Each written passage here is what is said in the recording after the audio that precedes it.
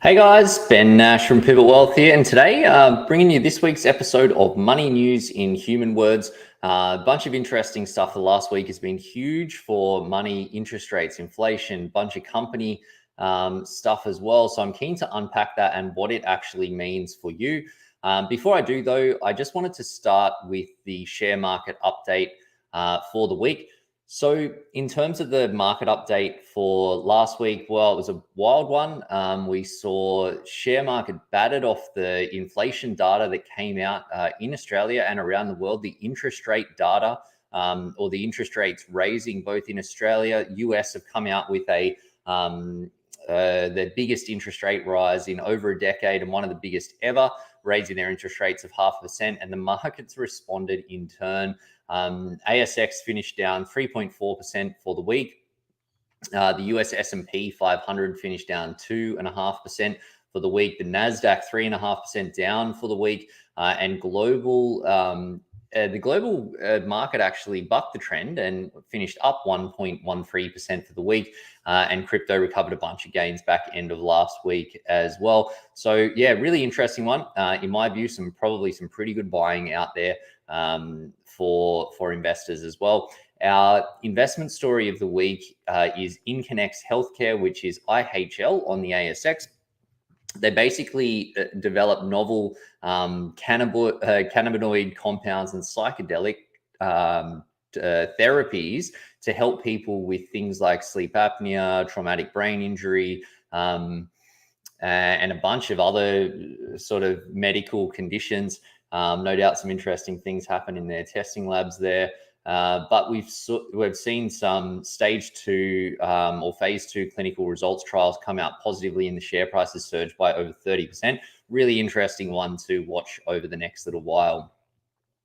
In terms of the news this week, one thing that I've been looking at, which is pretty interesting, and along with the rest of Australia as well, I think, is looking at the interest rate rises off the back of the inflation data last week, what it actually means for mortgage holders, and how it's linked back to wage growth and inflation. And look, essentially, like what we're seeing is that the cost of goods is rising higher than the RBA want. Their mechanism to slow that down is to increase interest rates. It's important that they do that because having predictable growth in prices and the economy is something that's important to the government in their decision making and planning. You think about it, if the economy is like a business, that they need to know for their forecast what's going on. If they don't, things can get a little bit out of hand and difficult for them to make decisions. So they start to increase interest rates and wind back that spending. Now, unfortunately, interest rate rises are like cockroaches. They generally do not come alone. So we've seen a 0.25% increase in Australia, 0.5% in America. But it's likely that there's some more coming. The RBA have come out and said that they expect things to get back to a normalized level of around 2.5%, which potentially means up to about $1,000 per month extra mortgage payments for the average property loan size in New South Wales, which is like $804,000. Now, one mechanism that can save us a little bit from some of this pain is in wage growth, because if we see wages grow, then it means we've got more money. We can deal with the higher mortgage costs as well as the higher inflation costs as well. And we've seen Albo come out last week talking about the fact that they're going to be focused on increasing wages. I'm not sure how he thinks he's going to do that, but it seems like that's a mechanism. And as I see it, with ultra low unemployment rate at the moment, that we are in a pretty good position to be able to benefit from some wage growth into the future as well. So I think that the opportunity there is, for us to not be as impacted by these price rises.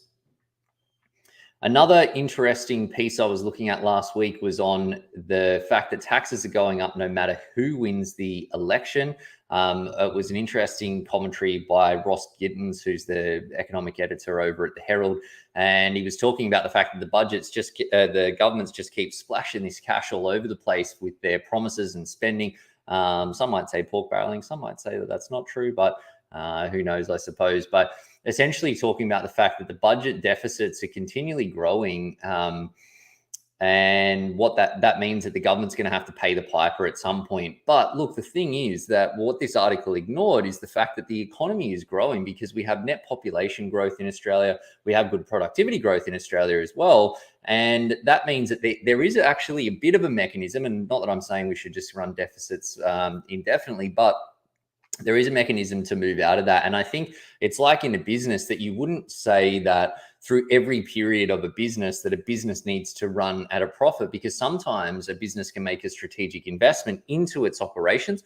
Think of like basically every startup that's ever existed where you put money in knowing that there's a payday that's coming. So as long as those investments are done wisely, there's a good mechanism for Australia to grow out of it. I think so that gives us a bit of an avenue there. This is important, I think, for everyone, though, because tax rate is high and we're one of the highest tax rates in the world. And their frustration of paying more tax means that you're not holding on to as much as your hard-earned money as you could. The opportunity, though, especially if taxes do rise, is to be smart with how you're planning around your tax, and particularly how you're planning around your investment tax. For example, like investing through a company, you subject to a maximum tax rate of 30%.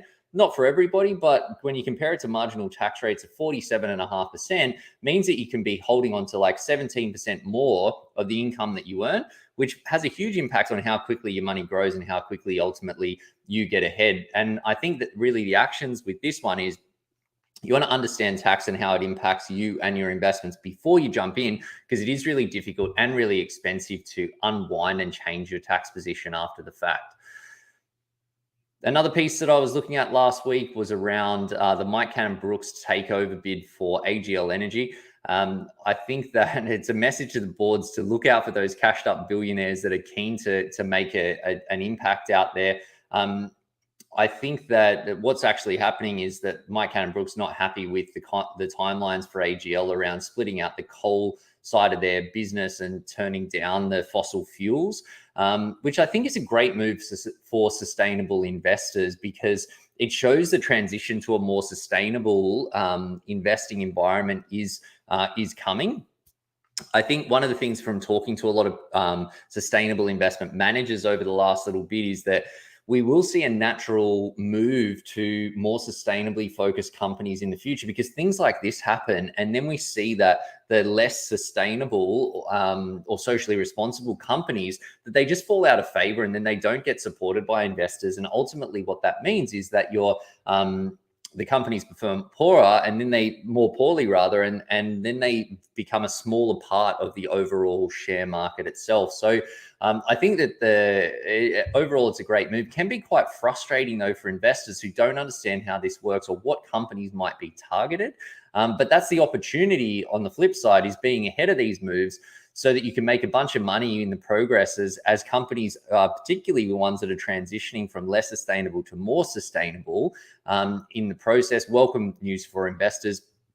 I think that it shows that the index, investing in the index and the overall share market itself, has a lot of power, because as this sustainable transition waves through the market, that even for anyone that's just buying every company in the market, that it will end up stocked with more sustainable investments and ultimately investments that are set for performance for the long term. So the actions here is, I think, and it does get a little bit complicated, but understanding how sustainable investing is going to transition into the mainstream and what that means when it comes to market performance. Importantly, though, how that impacts how you structure your portfolio and your investments. If you stay away from picking single stocks, then it means that you avoid a bit of the guesswork that comes around with that, and you're going to be set for better results. Another interesting thing in money news this week was around the Star City Casino executive exodus. We saw their CFO, chief financial officer, and risk officer that exited the company. One executive stole $13.5 million, I was looking at, which is pretty staggering given the controls that should be in place in casino type ventures. So I think for investors, this is potentially a bit of a nightmare in the short term, but could be a really good thing in the long term. What this does highlight, though, is the fact that even with companies like Crown, where you see they just launched this massive flagship development at Barangaroo, seems like they're kicking tons of goals, that it's really hard to know what's going on behind the scenes. And that's what will drive your investment performance. So I think, like, in terms of the opportunity, potentially, if you've got the guts for it, then investing when the share price is depressed, there might be some upside there. But also, I think the opportunity is at avoiding single company stocks, because the fortunes of your investment are linked just to that company. Whereas when you have two investments, you get balance between the highs of one, balanced by the lows of the other, and you get a smoother ride overall. So the actions, I think, is to understand that all companies are impacted by their ups and downs, and the more tighter your portfolio is tied to one company, the more wild your ride is going to be as an investor. My final news story for this week, I was looking at a development around this $110 million hotel and apartment complex that's coming in Sydney's west. It's built in Liverpool near the airport. I think this one, why I'm talking about this and why I think it matters, is it shows that for property investors in particular, that there's some solid progress in areas outside of the, close to CBD type locations, but it can potentially add to some of the noise around what makes a good property investments. And I think it comes back to your philosophy and understanding the risk. When we advise clients, for example, we're big on investing in areas that have really strong demand and really limited supply, which is probably not Liverpool. It's probably more so like the metro CBD type areas. But the lesson I think here is that there are many different ways to be right when you invest in property. All of them have their advantages and disadvantages. So the key, I think, to making confident decisions and having confidence in what you're doing is to really understand what the risks are of those different approaches. And then when you understand those trade-offs, it means that you can have better assess which ones are right for you and ultimately make smarter moves and get better results.